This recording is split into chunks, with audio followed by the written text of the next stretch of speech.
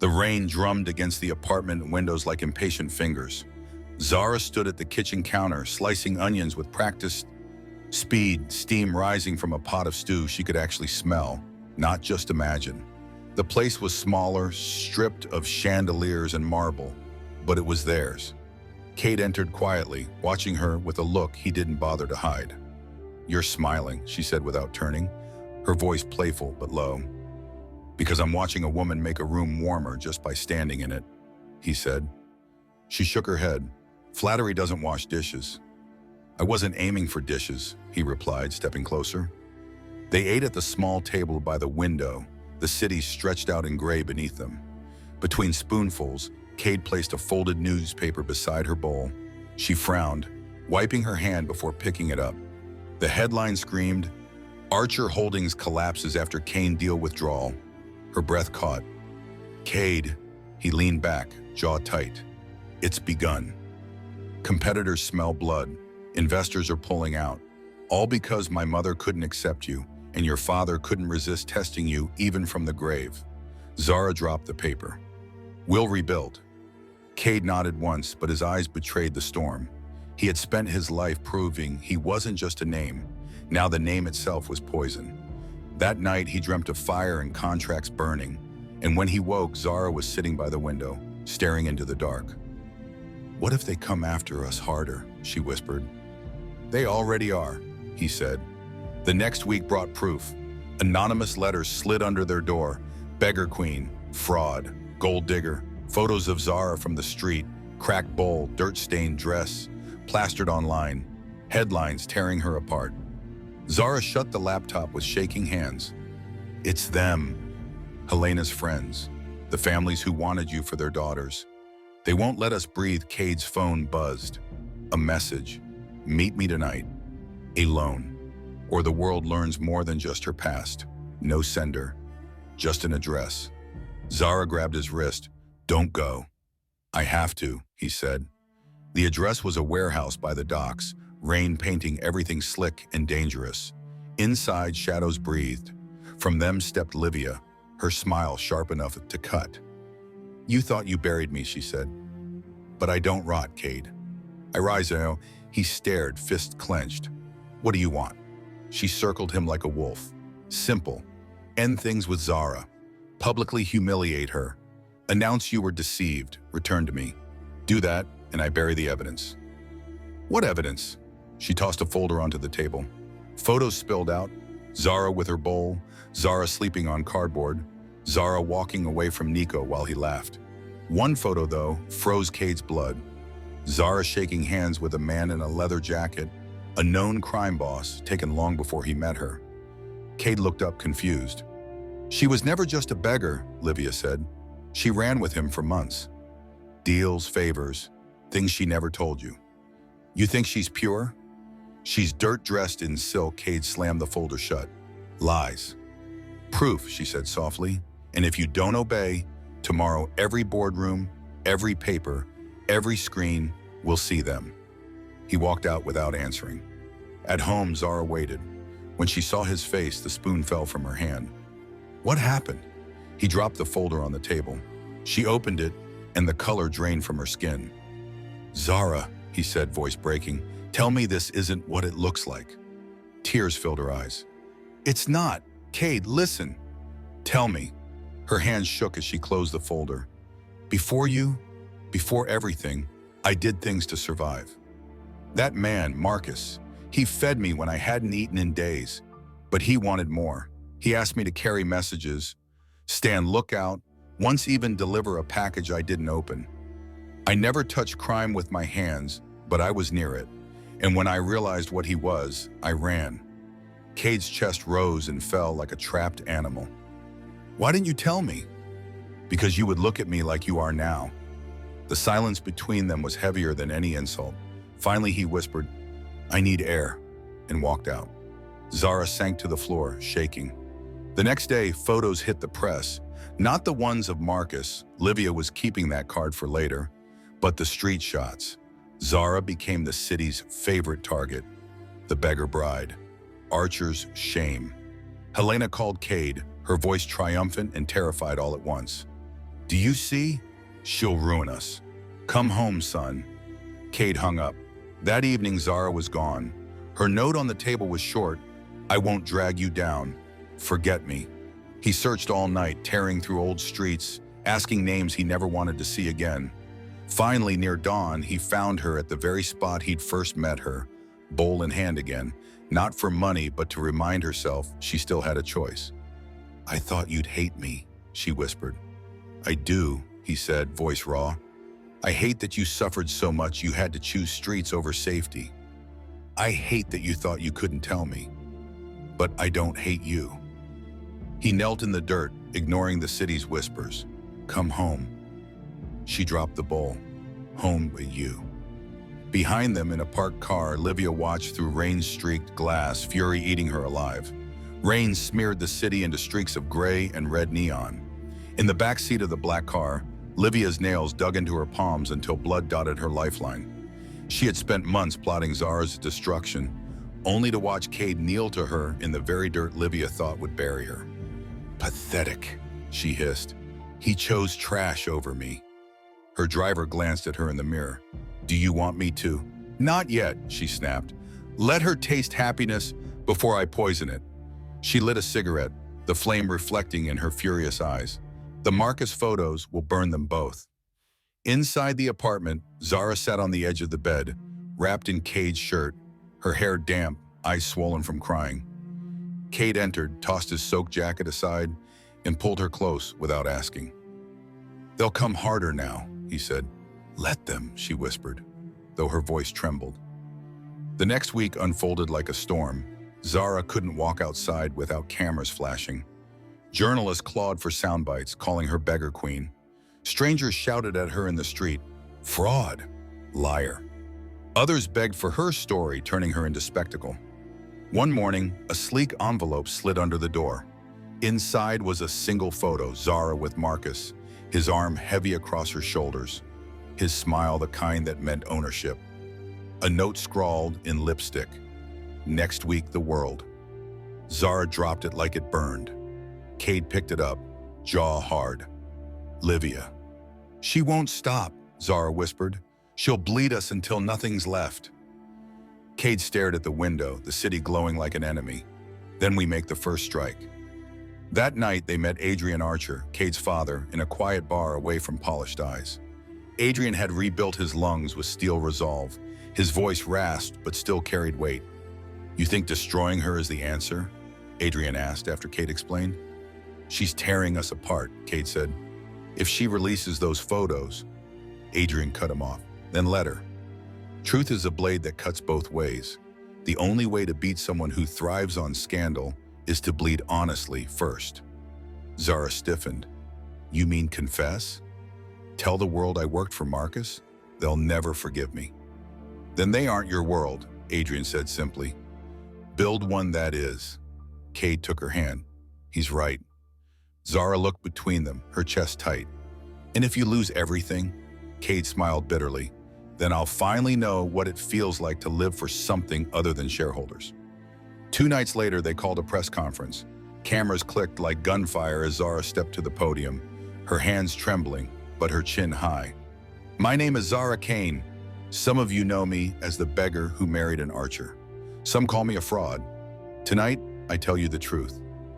She spoke of the streets, of hunger, of Marcus. She admitted carrying packages she didn't understand, running errands she hated herself for.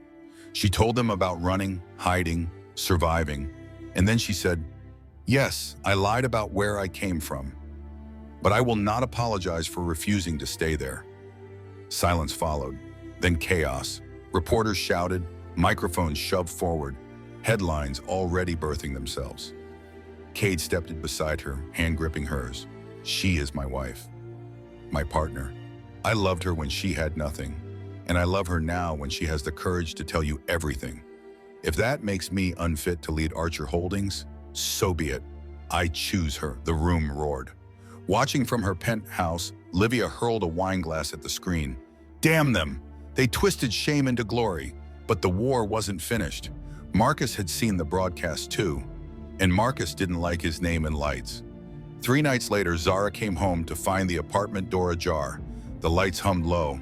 A glass of water sat on the table, sweating, fresh. "Cade," she called. A shadow moved. Marcus stepped forward, older, meaner, but the same smile. "Hello, Zara." Her throat locked. "What do you want?" "You told the world half the truth," he said. "You forgot the part where you owed me. Where you ran before you finished your work. I don't owe you anything." He laughed softly. "You owe me silence. And since you broke it, you owe me everything else." He moved closer, voice dropping. "I want Archer's contracts. Access. You'll get them for me, Bessie, or Cade suffers." Zara backed away, pulse hammering. "If I don't?" Marcus's smile sharpened. "Then I show the world the rest. The night you delivered more than a package. Remember? The briefcase? You think I don't have proof?" Her body shook. That night, years ago, she had carried a case she never opened. She always feared it held more than paper. Marcus leaned close. "Archer falls, or you do. Your choice." He vanished into the night, leaving the threat heavy in the air. When Cade returned, he found Zara pacing, pale. She told him everything, every detail she had buried. His face darkened, not with anger at her, but at the predator who'd marked her life. "We fight him," Cade said. "You don't understand. He's untouchable. The police tried before." "Then we won't be the police," Cade said, his voice steel. For weeks, they lived in shadow. Every call from Marcus twisted Zara's stomach. Every business deal Cade tried to close collapsed under whispers of scandal. The world was tightening a noose. Then came the night of Helena's charity gala, ironic, extravagant, crawling with the very society that had spat on Zara. Cade insisted they go. "We walk in together," he said, not hiding. Not bowing, Zara wore black silk like armor, her eyes rimmed with fire. When they entered, silence cut the music in half. Cameras turned. Murmurs spread like smoke. And then Livia appeared, shimmering in gold, Marcus on her arm. Zara froze. Cade whispered, "So that's her game." Marcus smirked. "Good evening, Mrs. Archer." The room tilted. Gaze and enemies circled like sharks, waiting for blood. Helena, stiff in her diamonds, finally stood. Her voice carried, "Tonight, we welcome my son and his wife. Whatever you think of her, remember, love chose her, and I will not watch my family be torn apart again." Gasps rippled. Adrian clapped once, hard, a sound that broke tension. "Drink," he barked, "or leave." But the war wasn't over. Later that night, Zara found a note tucked into her clutch. "One last chance. Tomorrow, midnight. Warehouse, come alone." She didn't tell Cade, couldn't. If Marcus had proof of something darker, she had to face it herself. At midnight, rain slashed the docks. Zara stepped into the warehouse. Marcus waited, folder in hand. "Inside," he said, tossing it to her. "Everything. Photos, dates, signatures. You ran packages for me. One contained weapons. Enough to brand you accomplice forever. Unless you help me now." Zara opened the folder. Horror knifed through her. The evidence was real. If released, it would destroy her and Cade with her. Marcus stepped closer. "Give me Archer's contracts, or tomorrow you're finished." A click echoed. From the shadows, Cade emerged, gun steady, eyes colder than she'd ever seen. "You made one mistake," he said to Marcus. "You thought you were blackmailing my wife. You were signing your own death warrant." Marcus laughed, but there was no humor. "You won't pull the trigger." "You're too clean," Adrian's voice boomed from another corner. "Then I will." He stepped out, older but burning, a gun in his trembling hand. The standoff was a circle of rage. Rain hammered the roof. Zara's breath came shallow. And then Livia walked in, heels echoing, gun of her own raised. "Gentlemen, please, let me finish this." Her eyes locked on Zara. "You ruined me. Tonight I end you." The warehouse filled with 4 guns, 4 lives and 1 truth. Only 2 would leave alive. Rain hammered the tin roof like a drum, each strike echoing the tension inside the warehouse. 4 guns drawn, 4 hearts pounding. Zara stood between worlds, her past snarling in Marcus's grin, her future trembling in Cade's eyes, her nightmare embodied in Livia's hatred. and Adrian's steady but aged hands shaking with the weight of an impossible decision. Marcus smirked, his voice low and mocking. Look at this circus. A beggar bride, a disgraced heir, a washed-up old man, and me. I'm the only one who's ever been honest about what I am. Honest? Cade's voice cut like glass. You feed off the desperate and call it business. Livia's laugh was sharp and cruel. Save the morality play, Archer. The only thing anyone here cares about is power. And tonight, power doesn't belong to you. Her gun shifted towards Zara. Zara's breath hitched, but she refused to step back. She'd run too long from the shadows of others. Put it down, Livia, Adrian rasped. His aim was steady despite the tremor in his arm. Don't make me end you. You? Livia sneered. You couldn't even keep your own empire alive without your wife's dowry. You think I'm scared of a relic with one foot in the grave? Adrian's eyes blazed. Relics remember things the young forget, like when to pull the Ola trigger. Zara's heart slammed against her ribs. Stop, she cried, stepping forward, voice slicing through the storm. You all think this is about power. It's not. It's about me, my choices, my mistakes, my survival. If anyone should bleed tonight, it's me, not them. Marcus chuckled darkly. Noble, but too late. The world doesn't forgive sins, Zara. It sells them. Cade's jaw tightened. He stepped in front of her, shielding her body with his own. Then they'll have to go through me. For a moment, silence. Guns, rain, breath, then movement exploded. Marcus raised his weapon first. Adrian fired. The shot cracked like thunder. Marcus staggered back, clutching his side, blood spilling through his fingers. Livia screamed, fury snapping her control. She fired at Zara, but Cade lunged, the bullet grazing his shoulder as he tackled her to the ground. The gun clattered across concrete. Zara's scream tore the air. She scrambled to Cade, hands pressing against his bleeding shoulder. His teeth clenched, but his eyes never left hers. I'm not leaving you, he whispered. Marcus was on the floor, gasping, but alive. You think this changes anything? I've got backups. Files. The world will still know. His voice broke into a wet cough. Adrian loomed over him, gun trained steady. The world doesn't need your poison. Dad, Cade barked. Don't! But Adrian's finger flexed. The shot echoed. Marcus went still, eyes wide, a cruel grin frozen forever.